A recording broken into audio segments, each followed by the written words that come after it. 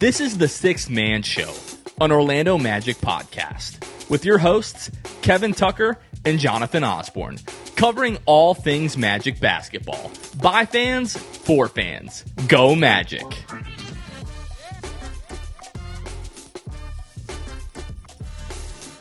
What's going on, Orlando Magic fans? You guys are back with the Sixth Man Show. Today is October 2nd, 2025. Jonathan Osborne here, as always, joined by my co-host, Kevin Tucker.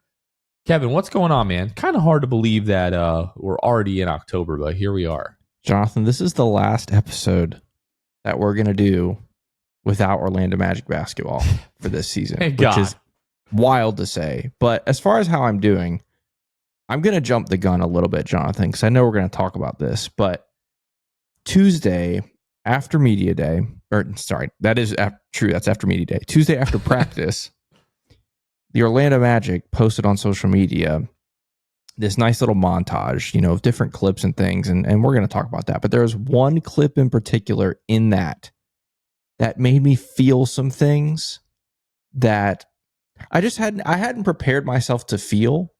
And when I felt those things, I was just overcome with all kinds of emotions. And that clip in particular was Desmond Bane on the break with the two-handed throwdown. I think it was two hands. And, all summer, since June, all I've been thinking about is Desmond Bane knocking down threes. And I can't wait for him to do that. It's going to be great. But what has been lost on me, and I think maybe lost on a lot of Magic fans, is that Desmond Bane does like to get out and run and does like to finish on the break. And just like I just had this picture in my head as I saw him go back and throw it down of him actually doing it in a Kia Center environment, and everybody's going crazy, and the Magic are up 11 with a minute left in some playoff game. And I just my brain went crazy. And so that's what training camp can do to you, folks. It can just take you places you never thought you'd go. But yeah, all I have to say, I'm doing really, really well. This has been a really fun week. How are you?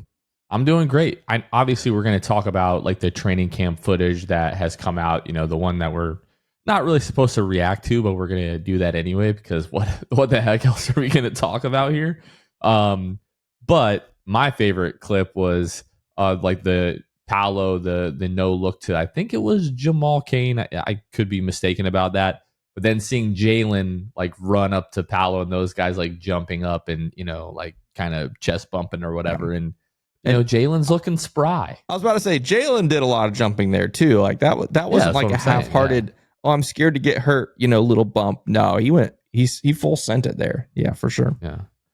So 2 days of training camp down. Obviously we're going to break down quotes from both days. We're going to break down some of the video, what color penny different guys are wearing, etc. And then we're going to take a look ahead to what day are we looking at? Saturday. The first preseason game. Magic are going to leave Friday after training camp, fly to Puerto Rico, and then play the Heat, where I guess they'll technically be the away team there. But I've been trying to see if I can find like a line for that game. I haven't seen anything just yet. I might want to bet on preseason. I don't really know, but now I just expect the Magic to blow out the Heat in that one. So now, in years past, we have absolutely blasted people who bet on preseason games. Including maybe we're even good now. We're contenders now. Oh, brother. Okay. Yeah. I don't know. I think you're still a degenerate if you bet on a preseason game. And this is one of those things we do this every year. We do it with this. We do it with Summer League, where we get all excited. And then once you get in it, you're like, oh, yeah, this is garbage. Like, you're not that it's going to be garbage. It's going to be great. No, it's going to be garbage. It's going to suck. The first quarter is going to be great. The whole game is going to be great because we get to watch them in the new uniforms, right? Yeah. But yeah, by the second quarter and certainly the third and fourth quarter, when it's the second, third, and even fourth stringers, which are available in the preseason, when they're out there, you go, oh yeah, I forgot what this is like. This is miserable. But hopefully at least by then the Magic will have a sizable lead. Yeah, I did forget about that, unfortunately, and thanks for reminding me of that. That game starts at what time? 8 o'clock on Saturday. So probably by like 8:45, 8:50, we're going to be like, man, just get us to the regular season already. And that's going to be 18 days from Saturday. So we've still got a little bit of stuff to get through. But okay. Day one of training camp. Afterwards, we got to hear from Jamal Mosley. We got to hear from Paolo Banchero, Franz, Wagner, Desmond Bane as well. First day, at least, Kevin, the emphasis for the team from Jamal Mosley was conditioning, just getting up and down the floor, and defense, and really kind of getting those fundamentals in place. From Desmond Bane, we heard that he is learning a lot of the concepts and terminology still. We should have asked him that when we had him on the pod. At what point, when you know that, especially in the middle of the season, or middle of the off season rather, in the summer, when you know you've got plenty of time, like at what point does he get a playbook and start to be given some of that terminology so he can be working on that? Like, you get traded in the middle of the season, you don't really have the luxury of that kind of time and going through and you're just learning everything on the fly. I wonder if that's a little bit different when you're changing teams in the offseason. But and then Franz and Paolo, like Paolo was talking about Noah Penda and how impressed he's been with him, with his motor and the way that he plays and his offensive feel. And yeah, these guys are obviously chomping at the bit. And then in the training camp videos, now there's always the black pennies, there's the gray pennies, and then we see the green pennies. Shout out to the green goblins from a few seasons ago, Anthony Black, Goga Batadze, and those guys. But what are your thoughts from all of this in the first day of training camp, Kev? Well, first off, I do just want to say, I saw someone mention, like, when we're talking about pennies, what is that? So just want to clarify, when we talk about pennies, those are like the practice jerseys that you see, like Jonathan's referring to. Like, there's black ones, white ones, red ones, green ones. Some years there's blue ones, yellow ones. I mean, there could be all kinds of things. So when Jonathan is referring to pennies, those are the practice jerseys. Yeah. As far as that goes, I know it's a whole thing on social media, not just Magic social media, but NBA social media, about reading, the tea leaves about who's wearing what color and all that kind of stuff. And that is a fun game to play. But based on Tuesday, I don't think we can take a whole lot away from it, because Tuesday, the first day of practice, we saw the starters wearing the blacks. So, Paolo, Franz, Desmond, all that. And then we saw a few clips of some other guys wearing black. So Tristan wore black, right? I think Orlando Robinson wore black at some point. Tyus wore black. I think there might have been one other player. And so, look, guys, Orlando Robinson is not starting on this team. Fine guy, a good player, all that kind of stuff. He's not a starter. So, like, this is not something where we can read, on day one at least, read too far into the tea leaves about who is wearing what. Now, Thursday, or, I don't know how much they're going to do on Friday physically. Probably not a whole lot, because it's the day before the game. But Thursday, I might be watching those jerseys a little closer. But day one, I didn't take too much from that in particular. But again, they released, if you haven't seen it yet, you need to go to Orlando Magic social media. And they haven't released one for today yet. They might do it later. I don't know. But like the longer, like minute or 90-second, like montage post that they had of all these different plays and stuff, it was awesome. It was really cool. And so that gives you a little bit of glimpse of that stuff, but it also got me really excited. Like I mentioned at the top, the Desmond Bane play was really great. The Paolo thing that you mentioned was awesome too. So yeah, definitely go check that out if you haven't seen it. Well, I completely disagree. I'm reading into all of it 100%. Like, we know that guys like Jamal Cain, Orlando Robinson, they're not going to see the rotation, let alone like be starters, unless we have last year 2.0. But like seeing Tyus, I do think if Jalen isn't good to go, like Jalen is not going to be good to go for preseason, but we're going to see somebody else start in that spot on Saturday. And then if he's not ready by the 22nd, then somebody's going to start, the opening night of the regular season. I do think there's a really good chance that could be Tyus, right? Has chemistry with Desmond, veteran presence. This team, the object is to win, right? We're not talking about, prioritizing development, anything like that. And if they think that Tyus, and I mean, in a lineup of those four guys, Desmond, Paolo, Franz, Wendell, that's about as much as you're going to be able to hide a guy like Tyus Jones, who might be a little bit of a defensive liability. So definitely think that's a possibility. And then the clips that like we've seen Tristan, I had the thought, first of all, I was like, oh, maybe they're trying to give Franz like a little bit of an extra rest because he is just coming off of Eurobasket. But then it's like, well, so is Tristan. So that logic doesn't exactly track. But then the next thought was, like, could Tristan be like the first guy in off the bench this year and like sub out Franz, and they're going to stagger Franz and Paolo and Desmond and Jalen and those other guys. So I am deciding to take something from what we saw on Tuesday and on Wednesday as well, which I think is maybe this is a good segue now to talk a little bit more about what we saw Wednesday. So Wednesday with Jamal Mosley, we also saw Anthony Black and Wendell Carter Jr., and Jamal said that on Wednesday they put the foot on the gas offensively, playing with more pace, making quicker decisions. So they're kind of quickly ramping up, getting things installed and getting these guys accustomed to the way that this team is going to play this year. And Wendell had mentioned that with adding the players and coaches that they've had, that the offense is going to be a lot better. He didn't say it should be, but we've also talked about things that Wendell guarantees. Sometimes you have to take that kind of with a grain of salt. And out of Anthony Black, we heard him talking about being more aggressive offensively, getting into the paint, being able to beat his guy consistently, which are things that we need from Anthony Black, just kind of across the board. And then both of those guys were really complimentary of Jace Richardson, where Noah Penda, got some compliments from Paolo on day one. Day two, both of those guys talking about Jace Richardson, Anthony Black saying how smart of a guard he is. And obviously his shooting has stood out a lot. And Wendell Carter talking about how much he loves Jace's competitiveness and the confidence in which he plays. I don't know that we're going to see either of those guys like early in preseason. We definitely will. And I'm excited to see, what Noah and Jace, what they look like in preseason. But I don't know how much of those guys we're going to see once the regular season starts. Now, if Tyus is starting, maybe we see Jace off the bench. Who really knows?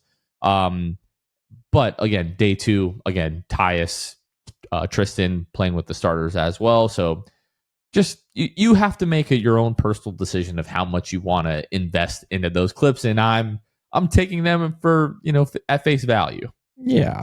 And look, what else are you gonna do this week? You got to find something to get you excited for whatever agendas you're trying to put out there. Whether it's about a certain player or the team or whatever. Another thing that happened on Wednesday as well, Florida State I don't know if you saw this. Florida State head coach Luke Laux was at practice today. So there's some pictures of him and Jamal Mosley chatting it up. Yeah, that was pretty cool. So as a Florida State fan, I thought that was really nice. And I'm sure as connected with Tampa Bay area guy myself, yeah, exactly. Luke Laux, Clearwater High School. I remember Luke Laux playing at my high school, Ridgewood, and Ridgewood actually beat Clearwater in the. Wow. I think at that time it was like the Bright House Invitational. Wow. Mike Lawrence, who was rumored to be a fifth-year super senior, they always accuse him of getting held back on purpose in middle school so that he could dominate in basketball. With like 4 seconds left, he drove to the lane, broke his hand in like a fist fight at the rec center a few weeks before this, drove the lane, got fouled, threw the ball up, it went in, made the free throw, and then our high school beat Luke Laux. Wow. But none of those guys went. Well, no, one guy, Lucas Paderis, did go on to play at Eastern Tennessee State University, but Luke Laux went on to play at Florida State, obviously. Is much bigger deal. But that's my Luke Laux story anyway. There you go. Yeah. But yeah, so that was pretty cool to see him there.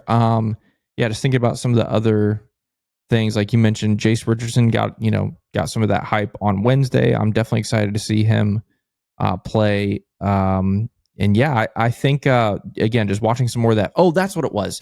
Tyus Jones had a play in one of the clips that they put out just a little bit ago, an hour or two ago, maybe, as we're recording this tonight. Just a beautiful dime, just like you just see him seeing the floor. And I think it was Paolo he found for a three. And I'm just like, oh my gosh, stuff like that just gets you fired up. And it sounds so dumb as I say it out loud, like Tyus Jones made a pass. It's stupid, but sounds great. You just have to watch it, like the control, the poise.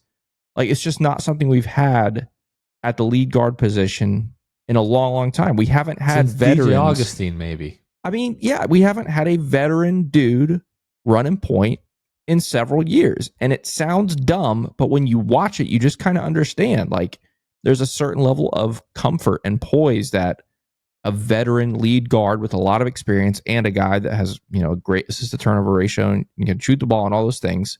he just has like just a certain feel about him. And like, yeah, just that pass to Paolo, again, I was just like, oh yeah, I'm excited. So yeah, a good couple days, and it was great hearing Mosley as well, kind of talk about that. And yeah, I think everybody's pretty fired up. The other thing I wanted to say about this, about training camp, we talked about this on Monday's show, talking about Jonathan Isaac and how he has just like a different buzz about him for this season. Did you see his Instagram post today, Jonathan?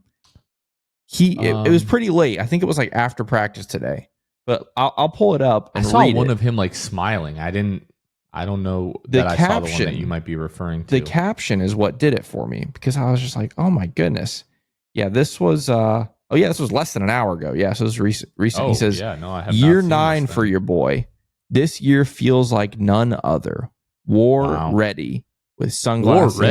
War ready. Talk to me nice, J.I. Maybe that's a typo. Maybe he meant to say we're ready or we ready. Nah. But it says war ready. He's got good grammar. And he's got the sunglasses, the laughing, crying face, the sweat face, like, and it's an album of him, all the pictures from media day and the first couple of days of practice. And so, I mean, again, we haven't heard Jonathan Isaac talk like this about a season of basketball. He is fired up, and it makes me fired up, and that's a problem. I'm already fired up, and so like making me more fired up is not good, but maybe it is good. Maybe I should embrace it. Thus says the Lord to you, do not be afraid nor dismayed because of this great multitude, for the battle is not yours, but God's. The caption. Yeah, the verse. He's moving. Do you see the photo of his finger on top of Mosey's head? What the heck is that? Very funny. But yeah, he's war ready, and I am too. War ready. I'm ready now. I'm more different. Maybe it's the hair. A lot of people have been pointing to that he, seemingly got rid of the mohawk and he's going with the braids now. So yeah, he's war ready. I'm not mad at it whatsoever. Man, we might need to make that a thing. War ready. Well, we tried to make Warlando happen, and we all remember how that ended. That was a complete disaster. Yeah, we do remember that. We interrupt this episode to bring you a word from our friends over at Jam Hot Chicken. They are proudly serving the city beautiful. Jam Hot Chicken is bringing jams, culture, and hot chicken to the heart of Winter Park. Jam Hot Chicken is a Nashville and LA-inspired hot chicken shack locally owned and operated in Winter Park, Florida. Located over at 400 West New England Avenue, Suite 13 in Hannibal Square, and soon to be at the Plant Street Market in Winter Garden. So be on the lookout for that. To be up to date with all their news, follow them at Jam Hot Chicken on all social media and check out jamhotchickenfl.com to access the menu. Order online, which, by the way, when you order online, use code SIXTHMAN, spelled out SIXTH, man, to get 10% off your online orders at Jam. You can also find music playlists and all things Jam Hot on their website, now also available on Uber Eats for delivery local. Not only do we love them because their food is fantastic and they help support the show, but they're also diehard Magic fans. So if you want a great spot to eat, maybe before Magic games or maybe just on your lunch break, be sure to stop by Jam Hot Chicken and let them know that the fellas over at the Six Man Show sent you. We also want to take some time to shout out some of our amazing patrons. These are the people that financially support the work that we do here at the Six Man Show. Today, we get to shout out Chansu, Ray Pastrana, Edmund Ligone, Dylan Holden, and Court Cousins. Those are 5 of our Hall of Fame and Elite tier patrons. They went to patreon.com/the Six Man Show and chose, again, either the Hall of Fame or Elite tier. We also shout out any brand new patrons that we have. And last episode, in our live episode, we had a live patron subscribe during the show. So we got to shout out Jane then. And today we get to shout out Christian Pena. Shout out, Christian. Thanks for joining the Patreon community. Very, very appreciative of that. Again, our Patreon community is where a bunch of Magic fans just get together. And again, depending on the tier that you choose, it determines the different benefits that you have. Some benefits are like our Discord chat, where we have a bunch of Magic fans talking about Orlando Magic basketball, especially right now with the season right around the corner. Lots of excitement in there, understandably so. And you get access to things like our monthly Zoom call for our Hall of Fame and Elite tier patrons, which we just had this past weekend for the month of September. And also ad-free episodes for that same Hall of Fame and Elite tier as well. So if any of that stuff interests you, or if you just want to support the work that we do here at the Six Man Show, you can go to patreon.com/the Six Man Show to check it out. And now let's get back to the episode. The other clip that I liked that the Magic posted a little bit ago, it ended up in Desmond Bane hitting a knockdown 3, but Noah Penda like giving Paolo problems on the ball. I did see that. Yeah. That I liked it. Even though like it might not translate into him getting a lot of minutes, but the fact that that young kid is going to be giving Paolo everything that he has every single day. And like iron sharpens iron, him having to guard Paolo having to deal with that in practice. Like obviously, he's got to go up against, J.I. and some of those other guys, but a guy who can kind of match his like strength and like physicality in a guy like Noah, I think that's going to be really good for Paolo as well. Yeah. One other thing I'm trying to remember, there's been a couple guys who've said something like this, but there was one from today, I think it might have been Wendell, who was asked, about how things are going and blah, blah, blah, blah. And what I loved was that the first part of his answer, and again, there was another player that said something similar. The first part of his answer was still, we want to be, again, paraphrasing, the grittiest defensive team in the league. Like the fact that they're still leading with that as their calling card, in spite of all the things that have been talked about all summer long about the offense, adding Joe Prunty, adding Desmond Bane and Tyus Jones, two very good offensive players, and talking about how the offense needs to be better and all that kind of stuff, still not going away from the defensive identity and the fact that they said they want to be the best defensive team in the league. And then he went on to say, and our offense should get better too, with the guys we've added, whether it's the staff or the players. Just that identity and still like hanging on to that. Not that I was worried it would go away, but just to hear that, mentioned once again as we go into another season with Jamal Mosley, that is the calling card of this team. And like everybody has said, and like the Magic have proven over the years, with a great defense, you can be in every game, every single game. You have an elite defense, you have a chance every single night, no matter who you're playing, even no matter who you're down. I mean, obviously we saw it last season. You lose a bunch of guys, but because of the defensive identity, because of the defensive scheme and the commitment to playing that way, you were in a lot of games you should not have been in, and even won some of those games. And so I appreciate hearing that the commitment to defense is still there. And yeah, again, just very, very excited to see what we get to see on Saturday. Trying to pull it up now. I believe the Magic finished either second or third in defensive efficiency last year. Yeah, they finished second in the league last year in defensive efficiency. And that is with, I'm just trying to look at the number of games that guys miss, with Franz Wagner missing 22 games, Jalen Suggs missing 47 games last year. Like two of their top, three defenders in those guys there missing, 50 games, 50-ish games, whatever that is. Yeah, Jalen was 47, Franz was 22. So what is that? 69. Nice.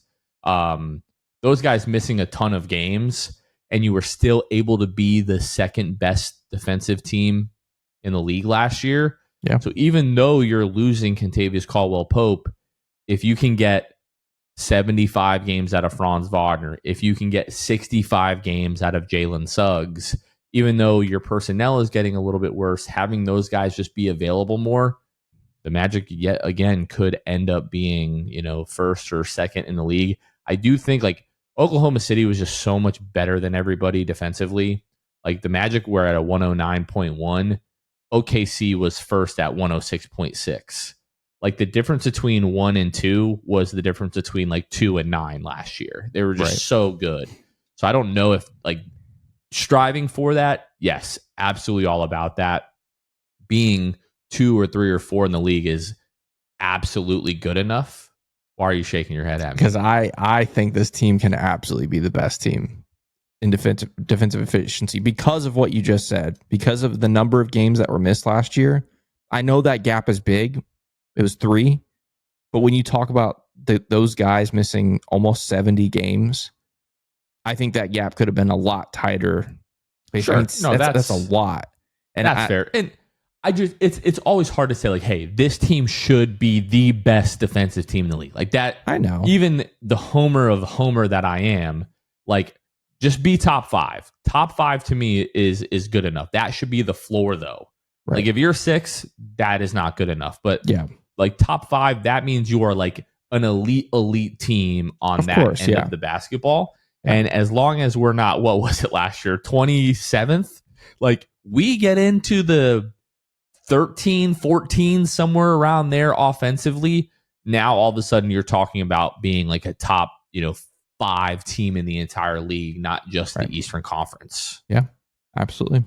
I think it's possible. I think part of it is I just refuse to give Oklahoma City too much credit for anything. I think that's part of fair. it. Yeah, their defense was too good to catch. I'm like, I mean, they're fine. They won the title. We've heard all the talk out of Oklahoma City, from their media day about how they, can't look to last year. They have to look ahead. The only thing thinking about last year can do is hurt them, et cetera, et cetera. Yep.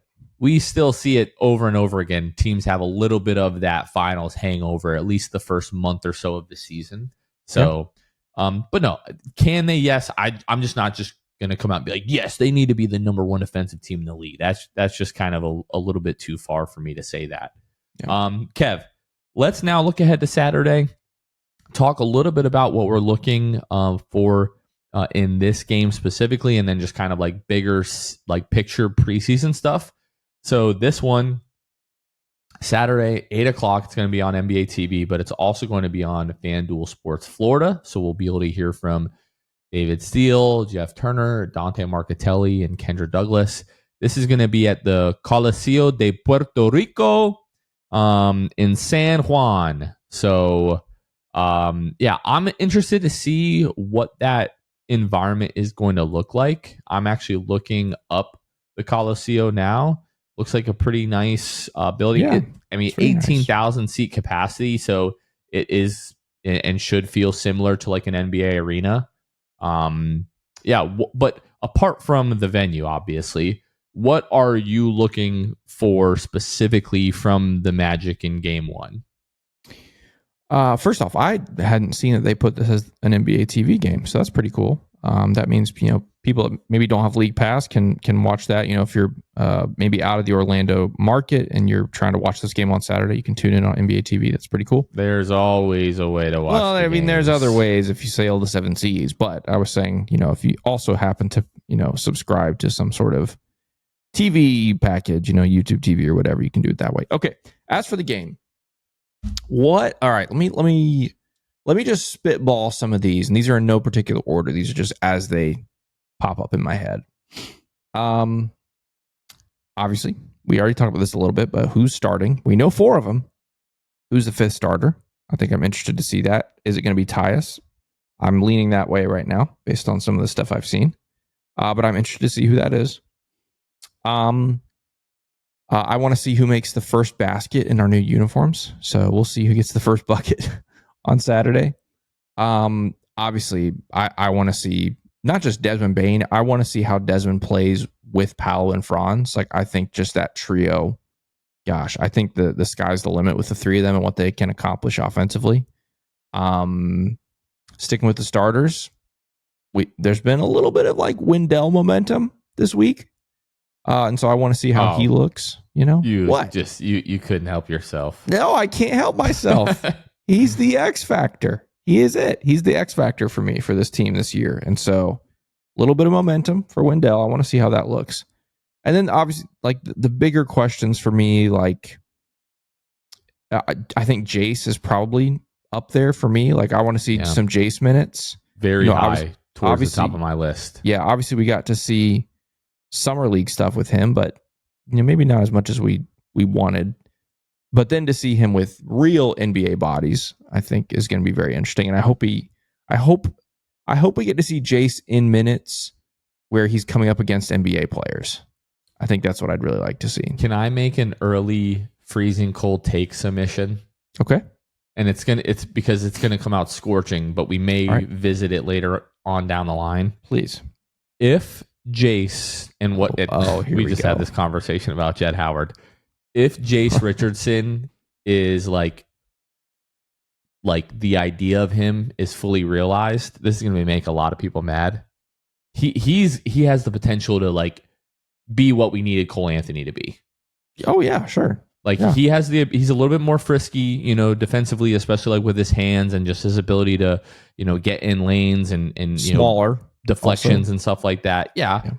But I think one of the biggest things that hurt Cole was the like streakiness shooting.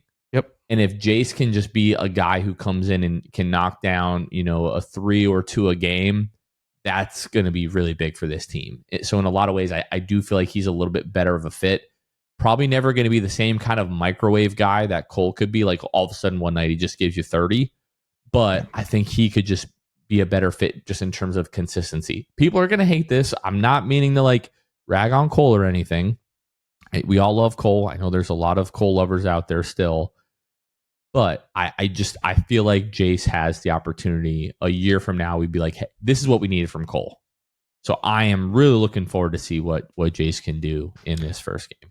Yep. I think the last thing, and I'd love to hear what things you share the feelings with, or maybe have something different. I want to see Jonathan Isaac play basketball. I want to see this version of JI. Is he what year of JI do we have with us this year? Because his career has been obviously all over the place, and I want to see him play. Not just because he's lost the weight, and we hope he can return to the 23-24 Jonathan Isaac or better. But again, this attitude, this like energy, I want to see how that translates on the floor. And so I think those are some of my big question marks going into Saturday. Do you share any of those? Have any different ones? What are you thinking? I hadn't thought about JI, but now that you mention it, I'm dying to see that, because if all of a sudden it looks like he's turned back the clock a couple of years now, it sounds silly. Like it's not like he's coming off of an injury, right? Or like, he was the same guy, nothing really changed. He just all of a sudden not explosive, doesn't have the same lateral quickness. Like he put on a ton of weight and was asked to play very differently last year. So this has been my argument for really the last, 9-10 months, is that if he can just get back to the weight that he's accustomed to playing and play the way that he's used to, like we could just be like, wow, he literally just turned back the clock and he's looking like that guy again. So yes, and we're gonna know that it's not like we have to, the sample size isn't that big, he made some shots, but he only, it's one game, whatever. Like, no, if he's able to move like that again, it's gonna be pretty evident early on. So yes, really looking forward to that. I want to see Franz knock down some threes. That we talked about it in Eurobasket. It was really good at times and ended up not being so good. I think he still shot like under 30% from three for the tournament. But now this is what actually matters. It doesn't matter if he shoots 70% from three in Eurobasket. He's got to do it in pinstripes. Yeah. So I want to see that. I want to see the Magic make at least 14 threes. That's reasonable. Last year, 14 threes would have, they would have been top 10 in the league in 3-pointers made per game. And for those of you like, wow, that's a massive jump. They made 11. Mm-hmm. So it's not like going from 11 to, or going from 30th to 10th sounds like a lot when you go, no, like we just want them to make 3 more threes a game. Yeah. I don't think it's that crazy. 13, 14, somewhere in there. I don't think we're going to see like Paolo and Franz kind of going like all out. So if you're looking for, it'd be so evident that Paolo's about to make this leap, I don't really think that's going to be the case. We've also seen him a couple of years ago, had a kind of like slow start to the season until he had the big, like the game winner against Utah. And then we had the slow start. So what? This is what I do, like that kind of thing. Last year, got off to the hot start with the 50-point game earlier in the year and was averaging like 30 a game. Yeah. Don't expect like fireworks from Franz and Paolo in these preseason games. I just don't think we're going to see that. And let me add, especially because Franz is coming off of Eurobasket. I know we talked about Franz and Tristan both being in the same scenario, but I mean, Franz had a lot more weight on his shoulders and a lot more playing time and a lot more physical demands from him for Eurobasket. So I think especially Franz, I think we see him in very, very limited minutes on Saturday. I think Paolo could probably play a few more, but regardless, I agree. I don't think either of them is going to go pedal to the metal at any point in this game, nor should they, honestly, because we don't need any kind of, I don't even want to say the word. We don't need that from preseason. Just a reminder as well, Tyler Hero out for this game. That's been a couple of weeks now since they said he's out 8 to 12 weeks. So he's obviously still out. But outside of that, I don't know of any other significant Miami Heat absences. And so we'll see. We don't have any kind of injury report just yet. Do we usually get like official injury reports for preseason games? I don't remember. Probably not. I would be surprised. I don't remember that ever being a thing. But yeah, we'll see Bam. We'll see Norman Powell. That's a Miami Heat guy. Yeah. So that'll be interesting. Speaking of Bam, I heard him say that people are going to think we're crazy, but I think we're contenders. You're not, brother. I got news for you. Wait, Bam said that? Bam said that he thinks the Heat are contenders. I mean, no. What else? What is he going to say? But you're just so obviously not, brother. Like, oh no. Yeah, but yikes. Oh, Andrew Wiggins. They have Andrew Wiggins. That's right. As part of the Jimmy Butler trade last year. So we'll see that. We'll be back. Yeah, Jaime Jaquez. Nikola Jovic got a contract extension on Wednesday. I don't know if you saw that. Yeah, making a little bit of money. Yeah. So yeah, the typical people. Well, it's going to be weird, Jonathan. We haven't really talked about this. We see Miami 3 times in the span of 3 weeks, less than 3 weeks. So we see him this game on Saturday. Yeah, we see him twice. We see him this game on Saturday. We see him on Sunday the 12th, which is the first home preseason game, and then we see him for the home opener on the 22nd. So we'll see this team 3 times in less than 3 weeks. Don't be surprised. There's some chirping going on. Maybe even the opening night there could be a little physicality, maybe an altercation or something like that. But I mean, kind of happens when you play the same team so many times in a short span. It can be like a playoff series, and so especially when the other team's really sick of getting blown out. Yeah, that too. Especially when they think they're going to be a contender, and then life comes at you fast. We'll see. Well, I mean, I did want to have the conversation of like big picture things. What are we looking for in preseason? But I think we kind of just listed them for this game, right? Like all those things, I want to see like a continuation of that. Didn't mention Goga. Want to see if Goga is actually going to take and make threes in NBA games. There's been some talk about that. Yeah. And then I think for everyone's sake, we just need to see Desmond Bane like shoot the ball well. Yeah. Can you imagine? I'm gonna knock on wood, and I don't mean to put this out in the universe, but like a first couple of weeks into the season, and he's shooting like 34% from 3. How bad that would feel. I mean, I'm sorry for putting that out there, and you can I was gonna say worse. Feel free to email me at kevin@thesixmanshow.com. Yeah. I was gonna say worse. I was gonna say worse because 34% last year, I think, would have been second best on the team. So we don't need that though. We need at least 3-4 guys getting close to 40%. We really desperately need that. Couple things. You mentioned Goga. This is a line that I forgot to mention on Monday's episode. I don't remember if you were with us for this part of Goga's availability on Monday, but someone asked him about the 3-point shooting, of course, and he talked about it. I think the question was phrased like, do you have more confidence now because it was going in the summer? Will you have more confidence to take your shot? And he said, I've always had confidence in taking my shot. He said, especially because no one tells me not to, which I was like, that's very interesting. He's like, here with the Magic, no one has ever told me don't take threes. Even when I don't remember how many he took last year, 8, 12, 15, 16, something like that. I want to say it was like 20, I think you said, because I was surprised by the number. I think, as soon as I said 8, that's why I jumped up. I was like, threes 28, last year. Yeah.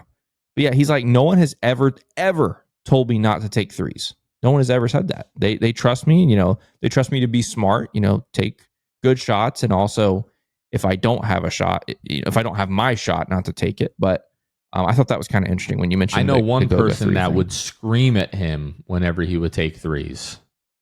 Me. Oh, yeah. Okay. Every single game. No. Yeah. We'll see. Yeah. We'll see. There was one other thing I was going to mention. Oh, that's what it was. 10% last year. Yeah. Nice. Very nice. The other thing is this. We talked about this again on Monday. When you talk about big picture, the only big picture thing I'm interested in, that's separate from some of the stuff we just talked about for Saturday. I want to see how this offense looks, obviously, but like we talked about Monday, I just don't know how much different it's going to look this Saturday other than just the new people. Yeah. But I think over the course of preseason, between this Saturday all the way until 3 weeks later, 2 weeks later, I guess it is October 16th, the last preseason game, I do expect the offense to look different by October 16th than it looked last season. I really do. If everything we hear is accurate about Joe Prunty and all that stuff, I think the offense by the end of the preseason could look, I don't know about drastically different than last season, but I would like to think there are definitely noticeable improvements. I want to see way fewer long possessions where the ball is just stuck in one person's hand for 20 seconds. And it sounds like I'm exaggerating, but sometimes it really was like 20 seconds in one guy's hand. I want to see more ball movement and things like that. So that's the only big picture thing I can think of that's separate from Saturday, just a progression of the offense to where it looks much more reasonable by the end of preseason than it has in the last couple of years. Well, Jamal did mention like playing with more pace, making quicker decisions. We can't, wait until 16 seconds left on the shot clock to be getting into your first action. Because one thing, it allows the defense to get set. And then if that first action doesn't work and you go to your second action, by the time you try to get to a third action, all of a sudden now it's a grenade. You're throwing it to Paolo and he's taking a 20-footer, a contested 20-footer, and it's just not good offense. So by getting into your offense quicker, again, you're not letting the defense get set and you're getting more time to get more opportunities, get different looks if the first one doesn't go your way. So maybe not drastic, but significantly different, right? Like it should be noticeable that they're playing with more pace, and they're going to be also trying to, it sounds like force more turnovers and get out in transition to be able to, convert those points. So those are all things that we're going to be looking for. Look forward to breaking it all down. You are post-game live after this one on Saturday? Oh, yeah. Can't wait. Let's go. Yeah. First post-game live of the season, like we mentioned on the last episode. If you're new, if you just joined us this offseason, we do a live show on YouTube after every single Orlando Magic game. It's called the Six Man Show Post-Game Live. And so game starts at 8, should be over around 10:30. As soon as the game is over, you can go right to YouTube and we'll be starting up the show. So looking forward to breaking that down and hopefully celebrating a preseason win as much as you can celebrate that. But more than anything, I think it's just going to be a celebration of the return of Magic basketball. It'll be fun. It's tough, though, because we have a game Saturday and then we have almost a week off. Yeah. We don't play again until the following Friday, the 10th. Yep. So we'll be able to break down the Miami game on Monday's episode, but then next Thursday's episode, I don't know what we're going to talk about. We'll have to figure that out. So. Hey, hopefully there's a lot of good stuff from Saturday and we can just talk about it again because I'll be excited. But it'll be fun. We'll have more training camp stuff. Yeah, of course. Yeah. They'll get back to Orlando on Sunday and maybe they'll take a day off, but then they'll have Monday, Tuesday, Wednesday, Thursday, probably travel on Thursday to Philly. Yep. And then come back, probably have Saturday off. Maybe they won't. Sure. And then they'll play Sunday against Miami. Yep. And then at that point, we have like a week and a half until there's one more preseason game, Thursday the 16th. Oh no, I understand. But I'm just saying from that game on Sunday, like you're in a week and a half territory before the regular season starts. Still gonna have a few days off and finish it up against New Orleans on the 16th. But all right, I think that's all that I've got, Kev. Yeah. Like I said, Jonathan, when we close this episode right here, we are basically done with the offseason. So good job to you. We made it once again. Another offseason come and gone. We got Magic basketball on Saturday night. Let's go. I can't wait. Come on. And if you've been with us all offseason and listened to all these offseason episodes, see a therapist because you've got some real problems. You are a Magic maniac, a certified sicko, and dang it, I love you. It's great. God bless you. We love you. All right. Magic versus Heat Saturday night, 8 p.m. NBA TV and FanDuel Sports Florida. Don't watch it on NBA TV if you can help it. Watch it on FanDuel Sports Florida. Get all the good stuff there, and then hang out with Kev in the post game live after the game. That'll be live on YouTube and X. That is going to do it for this one. For Kevin Tucker, this has been Jonathan Osborne. You all have been listening to the Six Man Show, and we will catch you guys next time. See ya. Thanks for listening to the Sixth Man Show. Be sure to subscribe on iTunes and Spotify to get new episodes downloaded directly to your phone. If you enjoyed the show, please take a minute to give us a 5-star rating and a review. It helps out the show a lot. Follow us on Twitter, Instagram, and Facebook at Sixth Man Show. We'll catch you guys next time. Go Magic!